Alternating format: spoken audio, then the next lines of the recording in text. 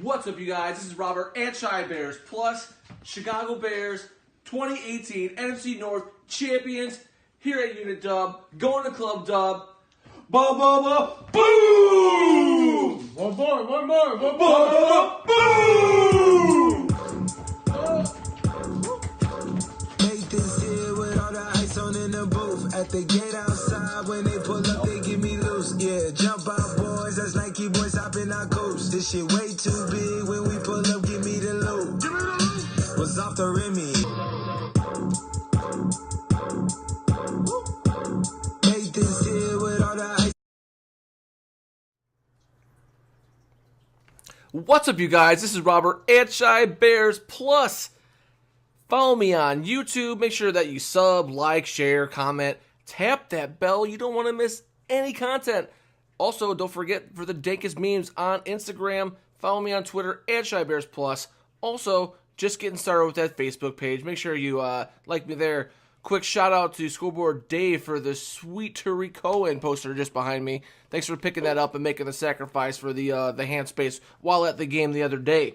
Along with me for this long, painful ride we call the Shy Bears Plus YouTube show, it is Jeff at +_shy. Say hello to the people. I don't really have anything to say, but That's the only thing you really need to say, right? What I want to say is welcome, because the Chicago Bears are your 2018 NFC North champion after a Week 15 victory. I was looking for a real good, aggressive word right there, and I didn't get it. But that's all right, though. Victory versus the Green Bay Packers, the hated Green Bay Packers, 24-17. Who could predict that score? That's crazy. Anyway, we'll get to that later. What we usually start off with is our stats of the week. Oh, man. That's why you come here to YouTube, Shy Bears Plus, for +_shy. Make sure you follow him on Twitter because he nails the predictions. While you're nailing stuff, why don't you nail stats of the week? I will. Thank you very much there, good fellow. Hey, the most important stat of this week is that the Bears are 7-1 at home. A decisive home field advantage by the lakefront. To all you fans that were there or been there this year, congrats to you guys. Congrats to the Bears. You're the real MVP. We're definitely the new home of the 12th man. All right, so the first thing I want to talk about, is the comparison between the quarterbacks. Number 10 on the Navy and orange side, number 12 on the green and gold side. 20 for 28, number 10 was, for a completion percentage of 73%. Compared that to a completion percentage of 59% for Aaron Rodgers. He was 25 for 42. Yards, 235 for Mitchell. That was 8.5 per completion. 274 for Aaron. That was 9.1 per completion. 2 touchdowns for Mitchell. 0 for former MVP Aaron Rodgers. 0 interceptions for future MVP Mitchell Trubisky. 1 for number 12. We called it. I called it. Snapping the streak. 403 pass attempts without an interception. Get that out of here. All right. Hey, who's better in the pocket? Number 10 or number 12? Well, I'll tell you, number 10 had only 1 sack for -3 yards. Number 12 had 5 sacks for 39 yards. Don't get that stuff out of here. Passer rating, 120 for Mitchell, 68 for number 12. Mitchell sets the Chicago Bears single-season record for QB rating for most games above 120 at 4. Take that, Sid Luckman. All right, let's flip it. Defensive side of the ball. Bob, interactive time. Question. What 2 players had a combined stat line for 11 tackles, 4.5 sacks? Don't look at your sheet. 6 quarterback hits. Who were those 2 players?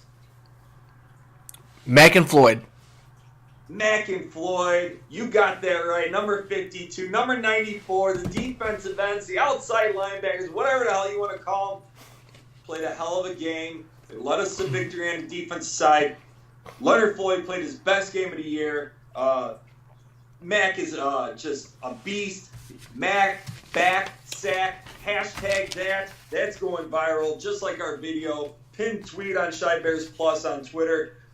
Roquan Smith led the Bears in tackles, 10 total tackles. He had 7 solos, 1 pass deflection. That led to the interception in the red zone. Hey, let's talk about red zone. The Bears, if you go back to my what to watch for Packers Victory Plus, the Packers needed to score in the red zone. They didn't.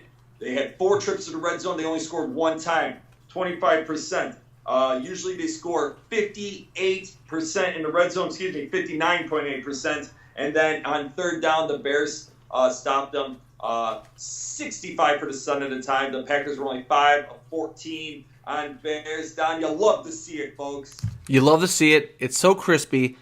I love to see Floyd, after you and I nearly wrote the guy off after a couple games after the club. We're wondering, is it safe to call the guy a bust?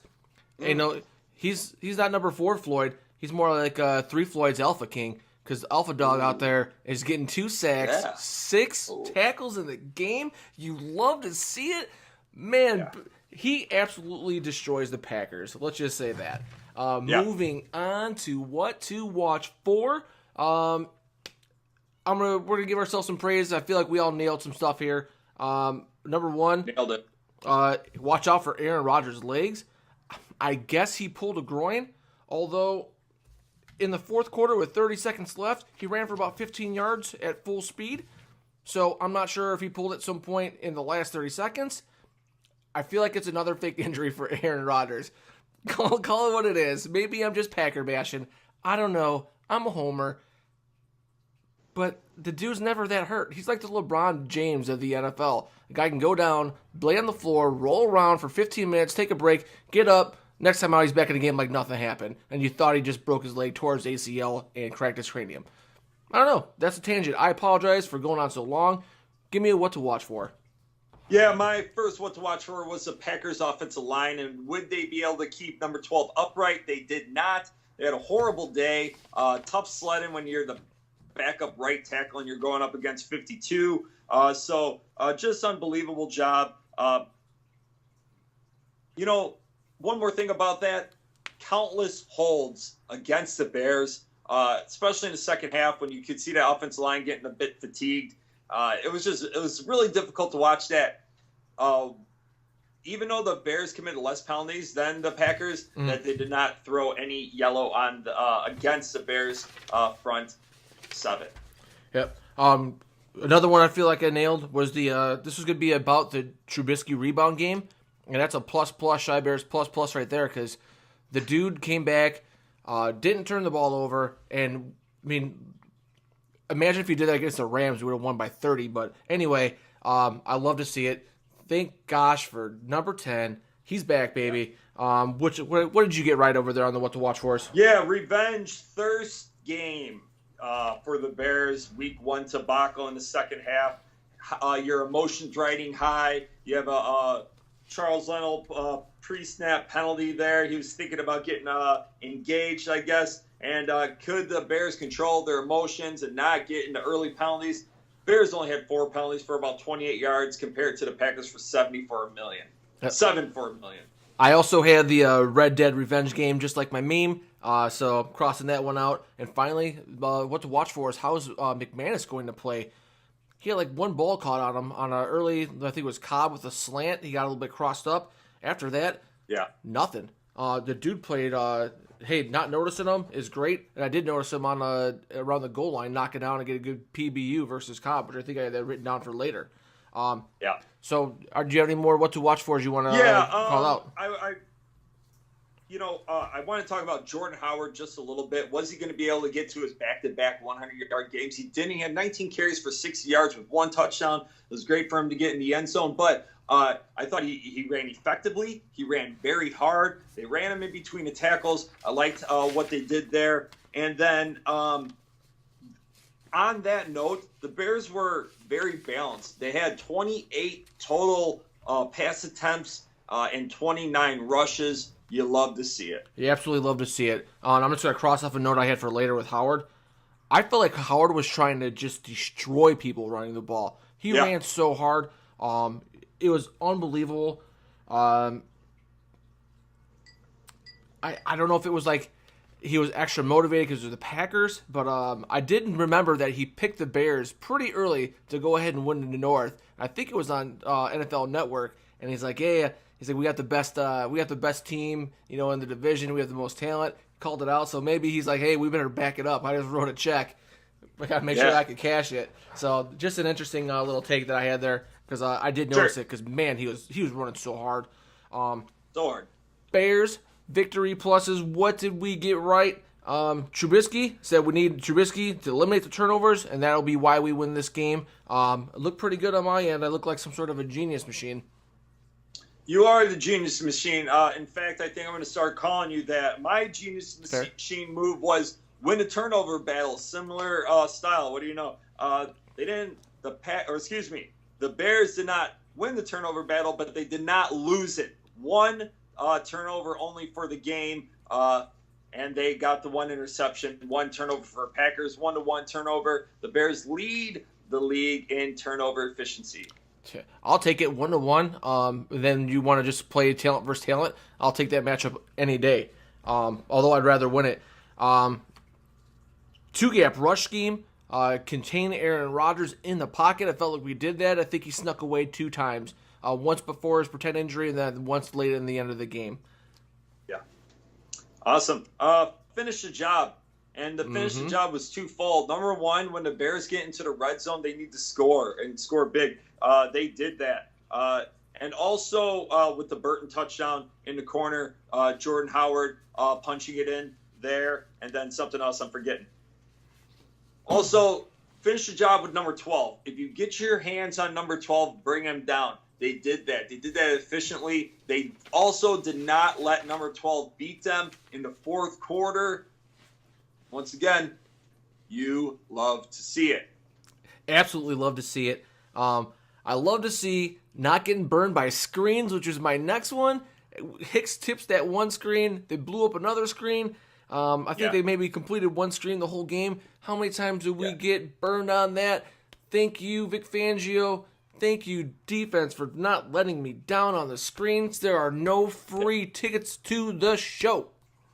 Nope, not this show. Lastly, play within yourself. I got that and the what to watch for. Alluded to the penalties. The Bears did that and in spades. Great to see. Love to see it. And you love to see not giving up the deep ball, which we were able to eliminate. So great job again, defense. Great job all around. Packer victory pluses. Davey Scoreboard's least favorite segment on the show. There it is for you. This is the waddle of the show. Protections rather for the Packer was my thing. They needed to protect Aaron Rodgers. They gave up 5 sacks. Yep, that was it. That was number one for me as well. Keep number 12 upright, keep them clean. They did not do that, and they forced them out a lot. Rodgers did elude quite a few rushes, and he wasn't able to connect. If you want to get into hot takes later on, the connection mentally with Aaron and his wide receivers, definitely not on the same page all day, all year long. Yeah, man, I agree. He definitely missed some targets, overthrowing them. Hey, if Trubisky misses one person over the head, he gets crucified. It is what it is. All right. Yeah. I'll take it. I'll take my Trubisky love, and I'll take getting shredded for it. I don't care. I know what's up. Anyway, Rodgers' fancy feet, you got to keep those contained. He did it. I feel like, he only hit us for 2 runs. He wasn't extending drives with them on a consistent basis, even though he was fake hurt or whatever. But that was my next one. Was my Aaron Rodgers, keep him contained. Sure, I'll kind of do 2 here in one. Sure. The Packers needed to lead in time of possession. They did not do that. The Bears actually did by about 30 seconds. We talked about a couple days ago in past Bear games, that's where the Bears were very susceptible, where they were giving up long drives. The defense was getting winded. Mitchell wasn't on the field. That didn't happen this time around, and the Packers were not efficient on third down. Like I said before, they're 5 for 14 against the number 1 defense in the league. Woo! That's what's up. Packer, boo! Packers victory plus takeaway A-Rob. I mean, he didn't have a crazy game, but he had he had a lot of yak. He was 3 catches, 54 yards, a couple big first downs. They couldn't bring him down, about 18 per catch. But the Bears spread it out so much anyway. But I thought A-Rod had a great game, even though it was so limited. Some of the big things that he did were just super impressive. And I said, Packers, you got to play like you got nothing to lose. Call out all the stops and play with some urgency and play with your the passion of you get that back against the wall mentality. And they just didn't do it, man. I felt like we out passion, hustled, aggressive them the whole entire game. To be honest with you, with yak and tackling and all of that. So that was my last one on that. I just wanted if the Packers were going to win, they needed to blitz number 10 effectively. They didn't do that. They did, but Mitchell's good. So take that, Mike Patine. Yeah. He hit Tariq for that touchdown. They looked like they blitzed on that play. He hit him on maybe a little Texas route, angle in. Boop. Hit him on that hot route real quick. 1-on-1 versus linebacker.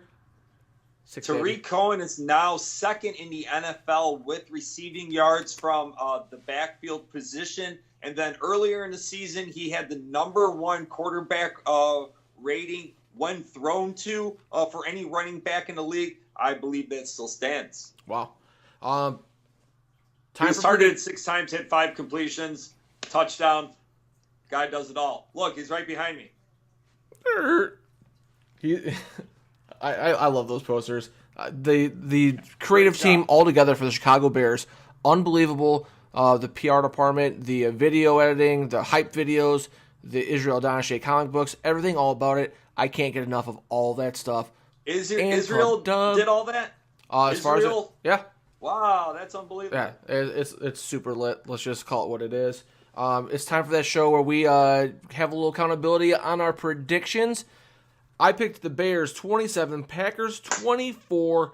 I was wrong. I was right on prediction. I had us only 3 points off. The big winner today is at +_shy. Follow him on Twitter. 24-17. It's not fair because you had that crystal ball, so let's just call that what it is, right?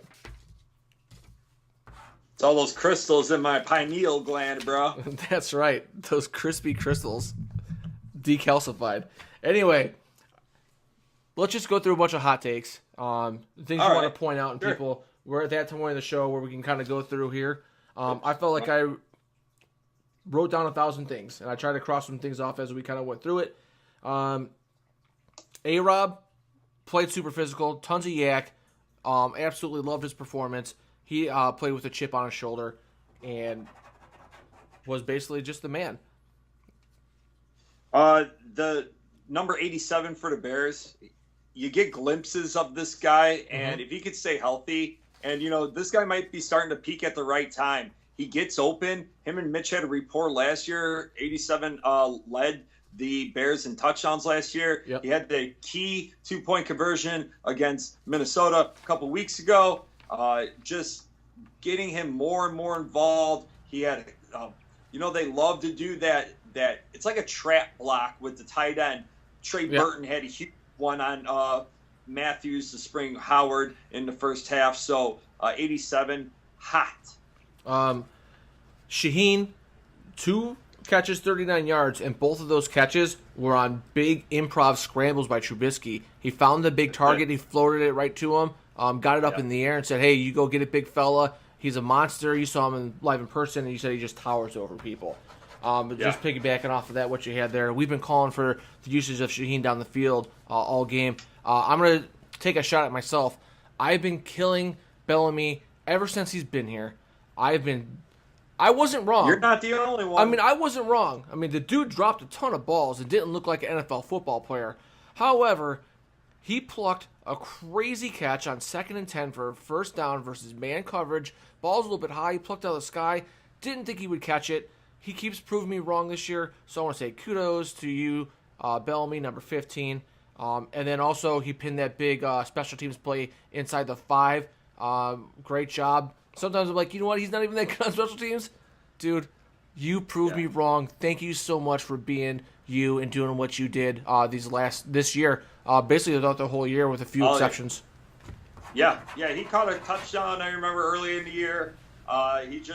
He's been flashing. Him and Benny Cunningham, I think they're really leading the special teams. But just kind of piggybacking on number 12 and 87.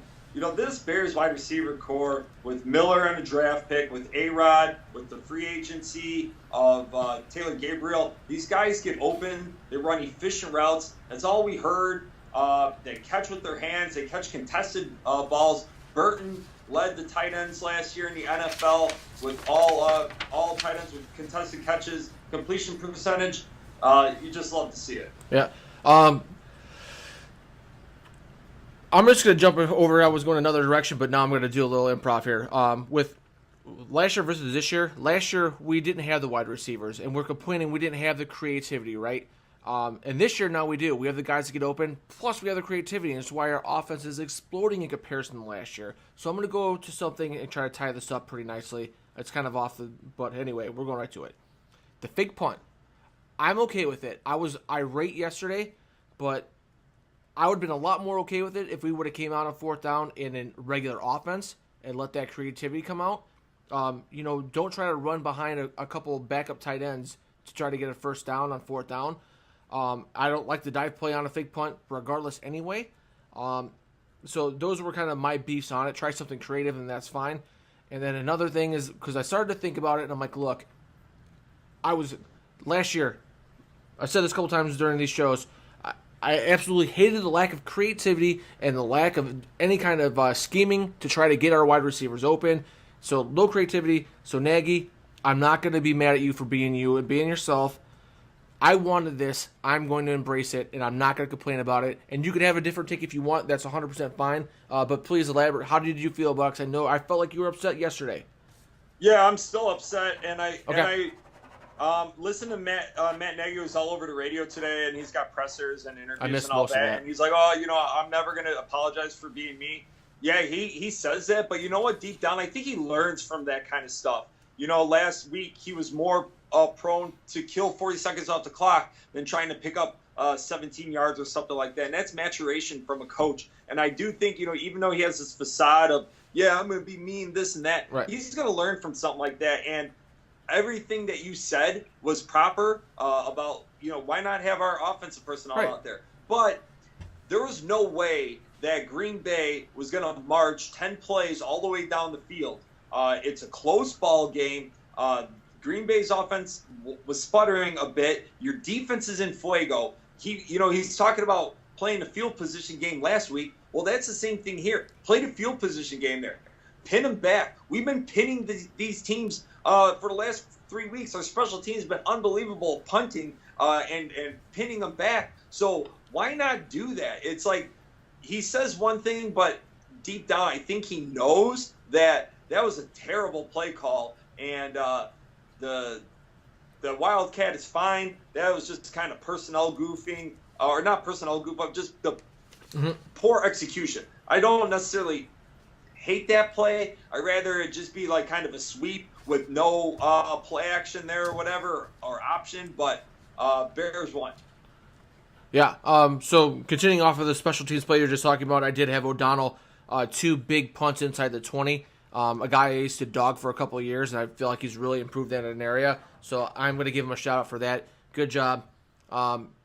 With the fake punt play, I'm still okay with it. I wish they would have went another way. But you know what? I'm okay with being aggressive because we saw conservative, and that didn't work out for me. So agree to disagree on that. The Cohen fumble, I don't care that they called trick plays, but you do have to execute, just like you said. So I'm going to back you up on that. I'm curious on what that was supposed to be, because I didn't. I think it was a triple option. Okay. Because Mizell, they came. It was like a wildcat, but a shotgun double wide receiver tight formation, and they ran the option left with Howard, but Cohen wasn't going to give him the ball, but he gave him too much of the ball. Yeah. And so with that little bit of the ball, Howard's like, I got to take this thing because you're not giving it to me. And then that's, Cohen's not a quarterback, so he didn't have that decisiveness pulling it back. And then it was going to be a pitch option out to the far side of the field with Mizell, but they didn't get to that.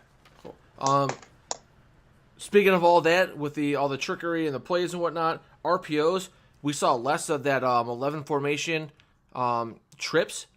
So single back, one tight end. The RPO with a mesh point, and then throwing the RPO to the out on the weak side of the formation. And what we did get was what we got a little bit in the second half last week was the slants off of that. Which we felt like they were reading that, and they did. It looks like they abandoned that for a little bit because people were just all over it. Roby got that pick on that same play last week. Yeah. And then they ran that really effectively. Yeah, and then also Cohen. Sometimes I love the dude. Sometimes I want to pull my hair out. He ran out of bounds early on the third down where he had the wide open first down. Not cutting him upfield, and we're watching together with Scoreboard Dave, and we're like, man, cut it up, and then he bumps it outside. He somehow sneaks up the sideline. It's like, all right. Yeah. Then the read option fumble is why I just brought that back up, and it kind of triggered that in my mind. So you got to take the good with the bad. I wish it was less bad. There was more consistency, but after that, he had a huge punt return. He played with a ton of passion. He played like a dude who really wanted to make up for lost opportunities. Sorry for that, Non. Go ahead and shoot some off for yourself if you want to. You nailed it. Cohen is so vital to this team. A fourth-round pick out of a school with A&M, Prairie A&M, or A&E, or Prairie State, or I don't know. North Carolina A&T, I think. That's it. Okay. It's so easy to be armchair quarterback or what have you when you're watching from inside on a flat screen TV with no pads on, no helmet on, and without 21 other players on the field. So I try to just be, yes, I get upset. I'm very emotional with it, but I don't know what he sees. He's probably thinking so fast. We process his thoughts at the speed of light anyways, and he's so fast and nimble and shifty that, when he picked up that first down, when you're like, oh, cut it up. No, and then he ducked around the blocker, and then he brought it up for 4 or 5 yards. That's like one of those things like we can't fathom how he's processing thoughts and processing those thoughts with his athleticism. Sometimes I wonder if Nagy and Helfrich say, hey, you know what? We need you. Go ahead and sneak out of bounds. Don't take the big plays. I felt like last year, and definitely on the A&T tape, the dude is like, he cuts it upfield, jukes people out, and I want to see more of that, but he's like, hey, we need it for the long haul. I wonder if that is something. Maybe I'm way off. I don't know. Just a little thought I had in my head right there. Can I do a couple thoughts on Trubisky? Trubisky's legs, man. Kept him out of a couple of sacks. Loved his improv. Kept his eyes on the field. Hit Shaheen a couple times. Picked up some first downs. Looked like he was shot out of a cannon out of the backfield in the third quarter. And then, again, not doing too much. Staying within himself. Being him, if you will. We talked about the Cohen touchdown. Reads a blitz. Hits the check down to Cohen right in mid. He hits his hot. You score a touchdown. Get the ball in your playmaker's hands, like you said in the press conference, and good things will happen. So I really feel like the game before this versus Giants was an anomaly. I really do with the 3. I think we're going to see this version of Mitch or close to it. 2 touchdowns and 1 interception or 2-0 from here on out. The Rams. Sorry. Chase Daniel played against the Giants. Yeah, sorry. Okay. I apologize. The Rams game. That performance where he threw 3 picks, I think that was an anomaly. He was just coming back. So, yes. Those are just a couple quick thoughts on Trubisky. Yeah. I mean, just the overall play on Leonard Floyd. I'll talk about that till the cows come home. Yeah. I really think he's coming into his own. He looks big. He's fast. He's so good against the run. He uses his hands well. That's why it was so tough for him early in the year when he breaks his hands. He's so good at keeping the defenders off him and sealing the outside there and speed, athleticism. He's got a motor that doesn't quit. I think Mac is an awesome role model for him. And having Roquan there, another Georgia guy, takes all this pressure off him. Everybody's been talking about, they're leaving number 94 alone because of Hicks and Mac. So, great. Keep it coming. I think he's going to – more to come. Yeah, and I love how he uses his length to keep blockers off of him. Because as being a lighter guy, you would think that once you get your hands on him, you're done, right? Like he doesn't let him touch him. So, yeah. A couple Packer thoughts real quick before I go into my defensive thoughts. Devontae Adams had probably the most uneventful, quietest 8 catches for 119 yards I've ever seen. Some of those were in garbage time, I know that, but not as big a factor as I thought it would be. He never burned us on a play big that really hurt us, so I really wasn't worried about it. He did catch that 2-point conversion, did he not? I believe that was a fact. And then the pick play, the Packers always run the pick play. I got it for 2, and they run it again. We don't stop it again. If we run a pick play, we get thrown a penalty. Whatever. Frustration sometimes for me on the pick play. I'm sensitive to the pick plays. Sensitive guy. I'm a real sensitive guy. So yeah, let's shoot into some defensive thoughts. I thought Vic Fangio was friggin' fantastic this game. We saw Floyd somewhere in the A and B gaps rushing. We saw Smith rushing off of the outside. I saw cover 1 robber. I saw some cover 2. I saw the Bears line up in 3-3-5. There was like a 3-3-5 look like with when McManus broke up that big ball on the goal line against Cobb. He ran a 9 route and or a fade rather from the slot, and he broke up that ball. But man, that's not a lot of things that we saw. I mean, we used to see a lot of zone, but they played some man in some big third down situations in cover 1 under man 2, man under 2. So those things is I've been calling for, just man up, man up, man up. And as I went back and re-looked at it before the taping, they did man up. So when they said Eddie Jackson said they were ready for him, they had something special for him. I think that was it. And they were playing a super high deep safety at a lot of the times too, to try to take away some of those deep balls. I like to call Vic fantastic. Fantastic, yo. I just made that up. Okay. Put that on a meme and smoke it. That's right. Eddie Jackson, Dave's scoreboard. He hates it when Jackson goes ahead and misses some tackles. We all do. I think that we all do. He missed 2 in the first quarter, and then there was a poor effort on another one that the guy got down where he kind of came in and did some pile inspecting. But I will say one tackling job he did. There was a slant to Jimmy Graham later on in that game where he was basically the last line of defense, and he got him down, and it was a really impressive tackle. So I'll give you that. I'll give you some. I love the picks. I love the flash, but a little bit more consistency, please, out of the tackling, Eddie. Please. Come on, you could be such a good player. But he'll probably still make the Pro Bowl anyway, so he'll be like, Robert, at Bears Plus, shove it. Butt sack? You want to talk about some butt sack? First ever butt sack? Back sack. What? Oh, back sack? I thought it was a butt sack. He kind of leaned the butt into him. Oh, okay. My apologies. Back sack. Back sack. Back sack. It works on so many levels. There's so many. This ain't Mark Sanchez in here. I think a big play Bilal Nichols also had a half a sack on that play as well. He did. The only Bears had 5 total sacks as a team, 4.5 combined for 52 and 94, 98 with the other half. So hopefully that sticks. Big play Bilal, because otherwise I'm gonna call him Bilal Powell until he retires. Because I get so mixed up with the old Bilals. So yeah, Mac getting held all game yet again. You hate to see it. It's so frustrating. But at 10-10 left in the fourth, he got the sack after he got held, and he still got the corner, and he still brought him down. The guy's such a beast. That's a back, on his face, illegal hands to the face, holding. It could have been a 20-yard penalty on the Packers, but he still had, unbelievable. Yeah. All right, another linebacker I want to give a quick shout-out to is Roquan. Versus Jimmy Graham gets the ball, tips it up. Eddie Jackson gets the pick, but I think the real hero on that play was Roquan. Great job on former All-Pro, All-World tight end. And we have seen him struggle earlier in the year, and he keeps getting better. Like, this guy is got to be getting close to Defensive Player of the Year, Rookie of the Year rather, and might be a Pro Bowler.